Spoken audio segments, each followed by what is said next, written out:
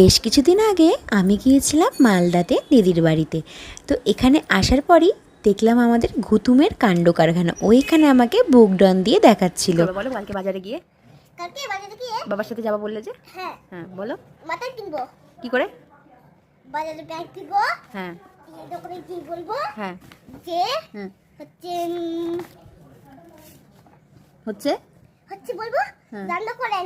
হ্যাঁ আমাদেরকে দেন। না না তুমি কি বললে? কি দিন ঝুলানো ছিল?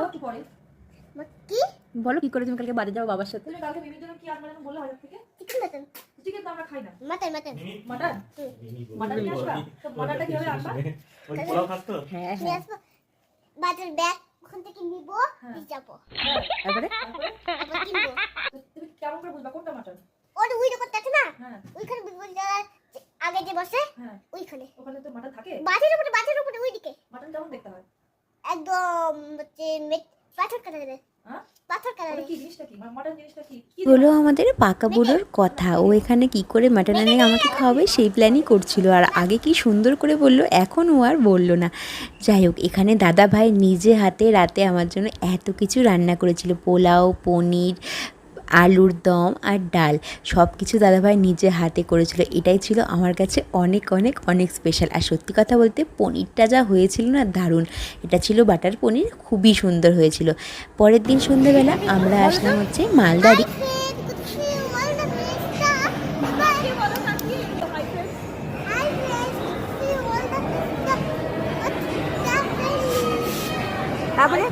ইনি হলো আমাদের ছোট্ট ব্লগার, যে এখন দৌড়চ্ছে, তার পেছন পেছন দৌড়াচ্ছে ব্লগারের মা। সন্ধ্যাবেলা আমরা এসেছিলাম মালদারি বিএমআরে। তো এখানে এসে শপিং মলটা ভালো করে ঘুরে টুরে দেখছিলাম। আর এখানে দেখলাম জুডিও দেখবো, আর হচ্ছে মেকআপ প্রোডাক্ট দেখবো না সেটা তো হয় না, মেকআপ প্রোডাক্টগুলো দেখছিলাম। এরপর আমি কুতুমের কাছ থেকে ছবি তোলার ট্রেনিং নিচ্ছিলাম। আমি এরকম করব আর তুমি? ঠিক আছে তাহলে করো ওরকম। হ্যাঁ হলো, ঠিক আছে। আমি আমি তাহলে কিরকম এটা? আচ্ছা ঠিক আছে। এটা কি? যাই হোক, ওর সাথে তো অনেক হাসি মজা হলো। এরপর চলে আসলাম, এখানেই ছিল একটা গেমিং সেন্টার। তো এখানে সব বাচ্চারা সব গেম টেম খেলে। তো এখানেও আমরা কুতুমকে নিয়ে আসলাম।